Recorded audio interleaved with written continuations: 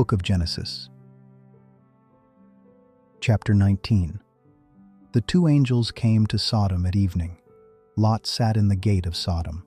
Lot saw them and rose up to meet them. He bowed himself with his face to the earth, and he said, "See now, my lords, please come into your servant's house, stay all night, wash your feet, and you can rise up early and go on your way." They said, "No, but we will stay in the street all night." He urged them greatly, and they came in with him and entered into his house. He made them a feast and baked unleavened bread, and they ate. But before they lay down, the men of the city, the men of Sodom, surrounded the house, both young and old, all the people from every quarter. They called to Lot and said to him, "Where are the men who came in to you this night? Bring them out to us, that we may have sex with them." Lot went out to them through the door and shut the door after himself. He said, "Please, my brothers, don't act so wickedly. See now, I have 2 virgin daughters. Please let me bring them out to you, and you may do to them what seems good to you. Only don't do anything to these men, because they have come under the shadow of my roof." They said, "Stand back." Then they said, "This one fellow came in to live as a foreigner, and he appoints himself a judge. Now we will deal worse with you than with them." They pressed hard on the man Lot, and came near to break the door. But the men reached out their hand, and brought Lot into the house to them, and shut the door. They struck the men who were at the door of the house with blindness, both small and great, so that they wearied themselves to find the door. The men said to Lot, "Do you have anybody else here? Sons-in-law, your sons, your daughters, and whomever you have in the city, bring them out of the place. For we will destroy this place, because the outcry against them has grown so great before Yahweh that Yahweh has sent us to destroy it." Lot went out and spoke to his sons-in-law, who were pledged to marry his daughters, and said, "Get up, get out of this place, for Yahweh will destroy the city." But he seemed to his sons-in-law to be joking. When the morning came, then the angels hurried Lot, saying, "Get up, take your wife and your 2 daughters who are here, lest you be consumed in the iniquity of the city." But he lingered, and the men grabbed his hand, his wife's hand, and his 2 daughters' hands, Yahweh being merciful to him, and they took him out and set him outside of the city. It came to pass, when they had taken them out, that he said, "Escape for your life. Don't look behind you, and don't stay anywhere in the plain. Escape to the mountains, lest you be consumed." Lot said to them, "Oh, not so, my lord. See now, your servant has found favor in your sight, and you have magnified your loving kindness, which you have shown to me in saving my life. I can't escape to the mountain, lest evil overtake me, and I die. See now, this city is near to flee to, and it is a little one. Oh, let me escape there, isn't it a little one? And my soul will live." He said to him, "Behold, I have granted your request concerning this thing also, that I will not overthrow the city of which you have spoken. Hurry, escape there, for I can't do anything until you get there." Therefore the name of the city was called Zoar. The sun had risen on the earth when Lot came to Zoar. Then Yahweh rained on Sodom and on Gomorrah sulfur and fire from Yahweh out of the sky. He overthrew those cities, all the plain, all the inhabitants of the cities, and that which grew on the ground. But Lot's wife looked back from behind him, and she became a pillar of salt. Abraham went up early in the morning to the place where he had stood before Yahweh. He looked toward Sodom and Gomorrah, and toward all the land of the plain, and saw that the smoke of the land went up as the smoke of a furnace. When God destroyed the cities of the plain, God remembered Abraham, and sent Lot out of the middle of the overthrow, when he overthrew the cities in which Lot lived. Lot went up out of Zoar and lived in the mountain, and his 2 daughters with him, for he was afraid to live in Zoar. He lived in a cave with his 2 daughters. The firstborn said to the younger, "Our father is old, and there is not a man in the earth to come into us in the way of all the earth. Come, let's make our father drink wine, and we will lie with him, that we may preserve our father's family line." They made their father drink wine that night, and the firstborn went in and lay with her father. He didn't know when she lay down, nor when she arose. It came to pass on the next day that the firstborn said to the younger, Behold, I lay last night with my father. Let's make him drink wine again tonight. You go in and lie with him, that we may preserve our father's family line. They made their father drink wine that night also. The younger went and lay with him. He didn't know when she lay down, nor when she got up. Thus, both of Lot's daughters were with child by their father. The firstborn bore a son, and named him Moab. He is the father of the Moabites to this day. The younger also bore a son, and called his name Ben-Ammi. He is the father of the children of Ammon to this day.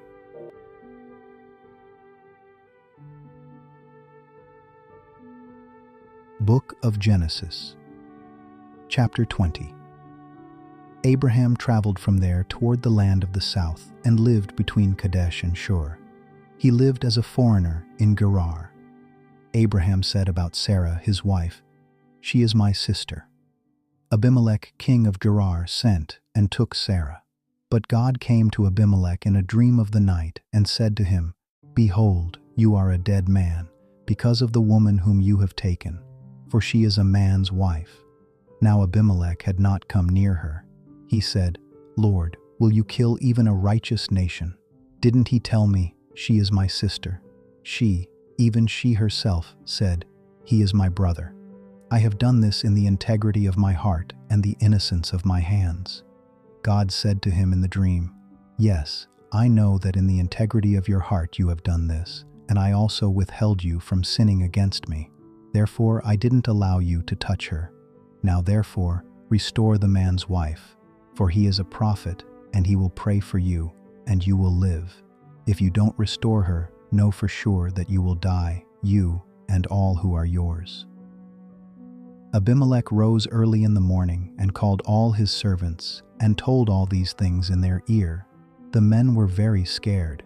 Then Abimelech called Abraham and said to him, What have you done to us? How have I sinned against you, that you have brought on me and on my kingdom a great sin? You have done deeds to me that ought not to be done. Abimelech said to Abraham, What did you see that you have done this thing? Abraham said, Because I thought, Surely the fear of God is not in this place. They will kill me for my wife's sake. Besides, she is indeed my sister, the daughter of my father, but not the daughter of my mother, and she became my wife. When God caused me to wander from my father's house, I said to her, This is your kindness which you shall show to me. Everywhere that we go, say of me, He is my brother. Abimelech took sheep and cattle, male servants and female servants, and gave them to Abraham, and restored Sarah his wife to him. Abimelech said, Behold, my land is before you. Dwell where it pleases you. To Sarah he said, Behold, I have given your brother 1,000 pieces of silver. Behold, it is for you a covering of the eyes to all that are with you. In front of all, you are vindicated. Abraham prayed to God, so God healed Abimelech, his wife, and his female servants, and they bore children.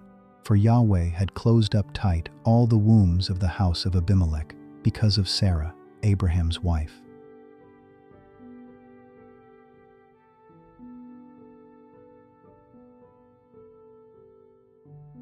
Book of Genesis, chapter 21. Yahweh visited Sarah as he had said, and Yahweh did to Sarah as he had spoken. Sarah conceived and bore Abraham a son in his old age, at the set time of which God had spoken to him. Abraham called his son, who was born to him, whom Sarah bore to him, Isaac.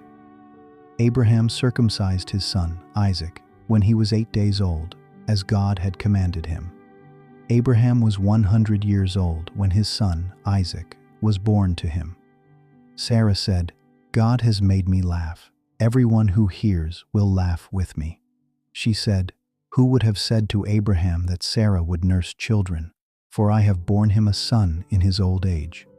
The child grew and was weaned. Abraham made a great feast on the day that Isaac was weaned. Sarah saw the son of Hagar the Egyptian, whom she had borne to Abraham, mocking. Therefore she said to Abraham, cast out this servant and her son, for the son of this servant will not be heir with my son Isaac." The thing was very grievous in Abraham's sight on account of his son. God said to Abraham, "Don't let it be grievous in your sight because of the boy and because of your servant. In all that Sarah says to you, listen to her voice, for your offspring will be named through Isaac. I will also make a nation of the son of the servant, because he is your child." Abraham rose up early in the morning and took bread and a container of water and gave it to Hagar, putting it on her shoulder, and gave her the child and sent her away. She departed and wandered in the wilderness of Beersheba. The water in the container was spent, and she put the child under one of the shrubs. She went and sat down opposite him, a good way off, about a bow shot away, for she said, "Don't let me see the death of the child." She sat opposite him and lifted up her voice and wept. God heard the voice of the boy. The angel of God called to Hagar out of the sky and said to her, "What troubles you, Hagar? Don't be afraid, for God has heard the voice of the boy where he is. Get up, lift up the boy, and hold him with your hand, for I will make him a great nation." God opened her eyes, and she saw a well of water. She went, filled the container with water, and gave the boy a drink. God was with the boy, and he grew. He lived in the wilderness, and as he grew up, he became an archer. He lived in the wilderness of Paran. His mother got a wife for him out of the land of Egypt. At that time, Abimelech and Phicol, the captain of his army, spoke to Abraham, saying, "God is with you in all that you do. Now therefore, swear to me here by God, that you will not deal falsely with me, nor with my son, nor with my son's son, but according to the kindness that I have done to you, you shall do to me, and to the land in which you have lived as a foreigner." Abraham said, "I will swear." Abraham complained to Abimelech because of a water well which Abimelech's servants had violently taken away. Abimelech said, "I don't know who has done this thing. You didn't tell me, and I didn't hear of it until today." Abraham took sheep and cattle and gave them to Abimelech. Those two made a covenant. Abraham set 7 ewe lambs of the flock by themselves. Abimelech said to Abraham, "What do these 7 ewe lambs, which you have set by themselves, mean?" He said, "You shall take these 7 ewe lambs from my hand, that it may be a witness to me that I have dug this well." Therefore he called that place Beersheba, because they both swore an oath there, so they made a covenant at Beersheba. Abimelech rose up with Phicol, the captain of his army, and they returned into the land of the Philistines. Abraham planted a tamarisk tree in Beersheba, and there he called on the name of Yahweh, the everlasting God. Abraham lived as a foreigner in the land of the Philistines many days.